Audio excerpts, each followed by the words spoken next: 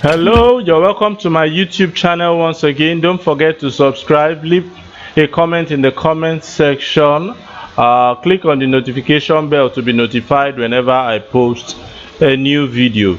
Alright, today we'll be looking at how to find chord progressions the easiest way. Now there are 3 steps in going through all this, and those 3 steps are: number 1, finding the melody of a song.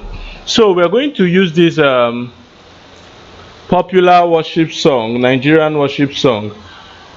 I just want to say, Baba O Eshe. I just want to say, Baba O Eshe. Now, we'll keep it as simple as possible. We are still in the key of C for consistency. We have this.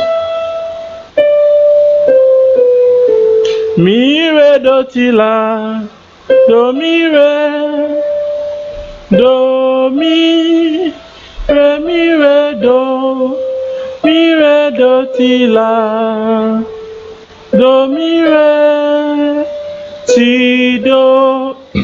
Now most beginner keyboardists may not be able to easily get the solfas that make up that particular song. What I advise is that you go ahead and hum the song.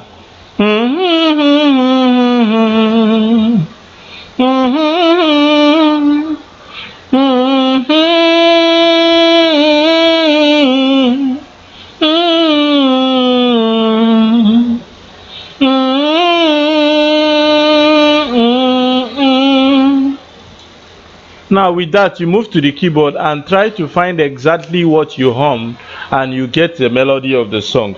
Now the second step is that with the melody, you try to get your bass lines, especially when you have the song playing maybe from a pre-recorded album or single or something. So if you have something like this is your bass line. Let me use the lower octave. Do mi, do, re do ti, do mi re ti.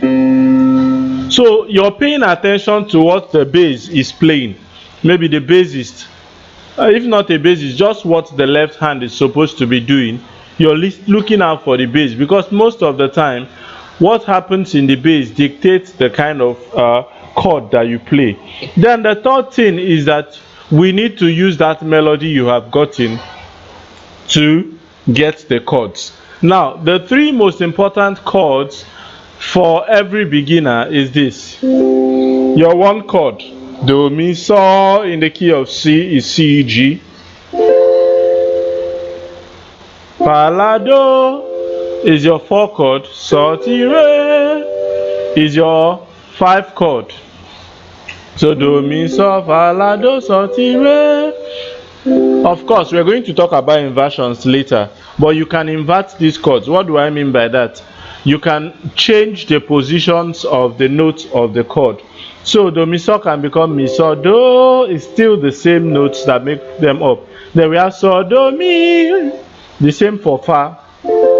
Instead of fa la do, we can have la do fa, or we can have do fa la, depending on what your choice of inversion, chord inversion is. Alright, so we are going to look at how we're going to input these chords using our melody line. So from the melody, you have notes that ring out more than others, notes that emphasis is placed on. For example, you have mi re do ti la. Now your la stands out because it seems to be the longest note in that phrase. So you ask yourself, amongst these 3 chords, the do chord, the fa chord, and the so chord, which of these chords contain la? Think to myself.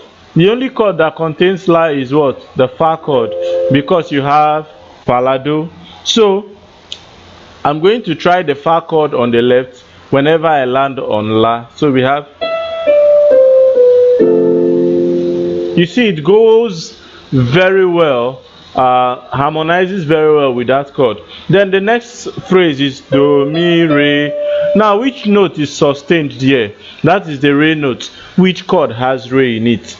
That happens to be our Sol chord. Now please look at the Sol chord on the left. It is an inversion of the one I played the first time. G, B, D, Do, Mi, Sol, Ti, Re, Sol, Ti, Re. Instead of that, I use Re, Sol, Ti.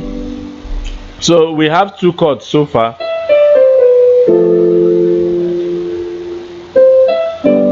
Now the next chord would have to come from the next phrase. Do, Mi is the next. Now, where do we find Mi amongst all the three chords we've talked about? It's in the one chord, your Do chord. So we have four chords starting. Next. Now the next phrase is Re, Mi, Re, Do, is it not? Meaning that your Do is where your chord is supposed to come in. So what do you do? Now, remember your previous chord was Do. I'm going to let you in on a secret.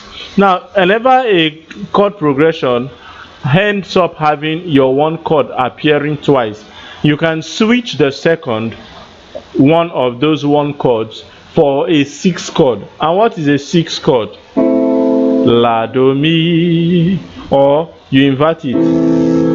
It's still the same. If you look at the chord on the screen, you see that it hasn't changed.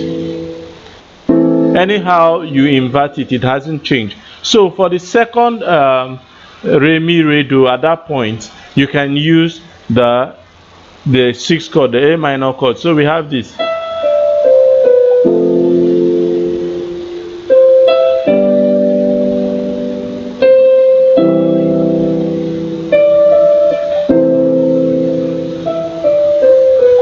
Your four chords.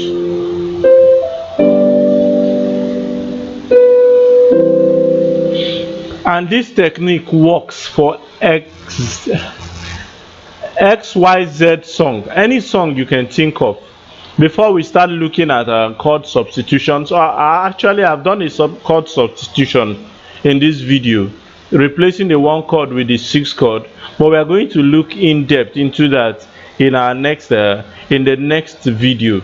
So what you have just learned is that your melody is important, your bass line is important. With your melody you can get your chord progression. So I'll take that for the last time.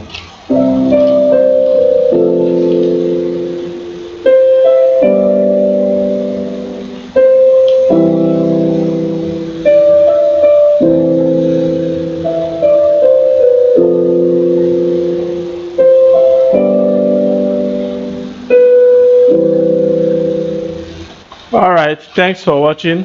God bless.